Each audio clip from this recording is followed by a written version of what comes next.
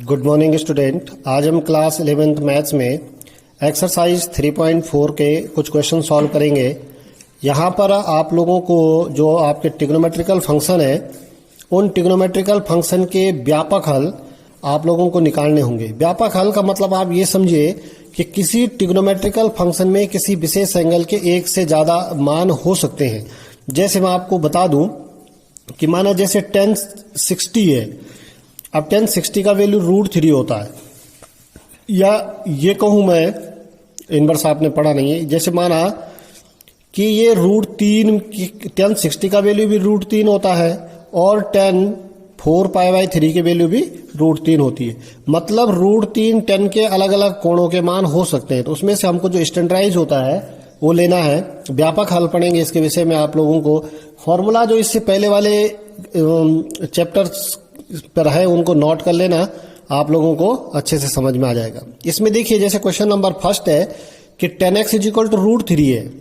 अब ये tan x = √3 है तो आप लोगों को इसके लिए एक फॉर्मूला याद रखना होगा कि यदि tan θ बराबर tan α की फॉर्म हो, फॉर्म क्या हो, tan θ बराबर tan α की फॉर्म हो, तो ये जो थीटा के मान है, कोण के मान आपके nπ + α के केस में होते हैं। क्या किस फॉर्म में होते हैं? अगर tan θ बराबर tan α की फॉर्म हो तो आपके थीटा के मान nπ + 1 होते हैं। n क्या होते हैं? इंटीजर। मतलब आप n बराबर 1 रखेंगे तो थीटा बराबर क्या हो जाएगा? पाई प्लस, अगर अल्फा का मान π/3 है तो थीटा बराबर और कितना हो जाएगा? 3 × 3 = 4π/3। आप n बराबर 2 रखेंगे तो कितना हो जाएगा? ये n बराबर 2 रखने पर 2π, और अल्फा का मान कितना आ रहा हमारे यहाँ से? 60 का मान π/3, तो 3 दूना 6 और 1 7π/3। इस तरीके से कई मान इसके हो सकते हैं, लेकिन हमको सबसे पहले स्टैंडर्ड वैल्यू लेनी है। अभी देखिए जैसे tan x √3 है तो tan x = √3 में tan किस केस में होता है? tan 60। तो √3 को मैं tan 60 लिख सकता हूं। देखिए tan 60 लिखा तो tan x = tan α की फॉर्म बन गई। tan x = tan α की फॉर्म बनी तो अब आपके देखिए थीटा अल्फा की जगह पर क्या है? यहाँ π/3, तो आप अल्फा की जगह पर यहाँ π/3 रख दीजिए तो x बराबर क्या हो जाएगा? nπ + π/3।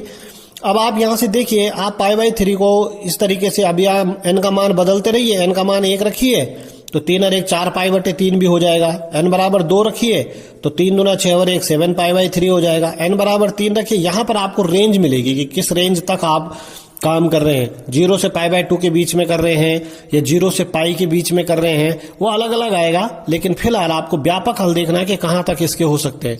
तो जब भी आपके पास tan θ बराबर tan α की फॉर्म हो, उस कंडीशन में आपके पास जो एंगल होंगे वो इस तरीके से बदलेंगे। θ = nπ + α की फॉर्म में बदलेंगे।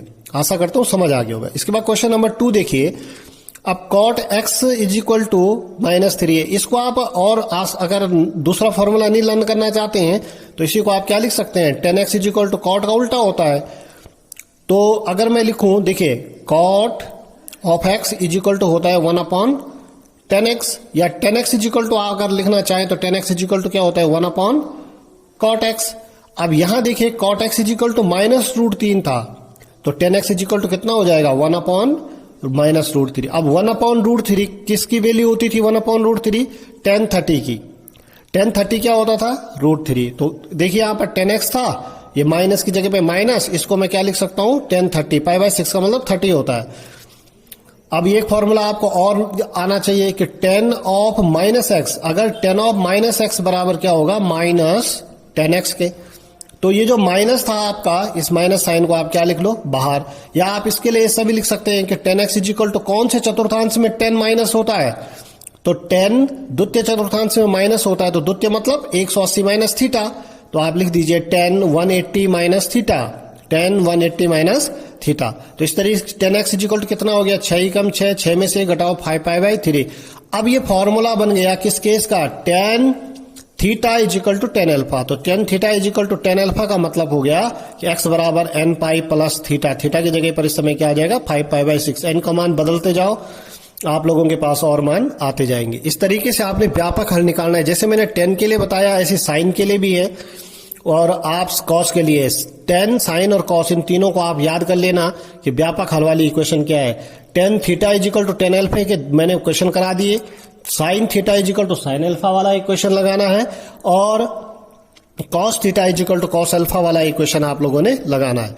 अब जो cos theta is equal to cos alpha वाला जो केस है, इसको हम इस तरीके से भी सॉल्व कर सकते हैं, जैसे हमने कल क्वेश्चन लगाए कि यहां पर cos 4x is equal to cos 2x था, तो इस cos 2x को मैं इधर लेके आऊंगा तो ये cos 4x minus cos 2x is equal to 0 हो जाएगा।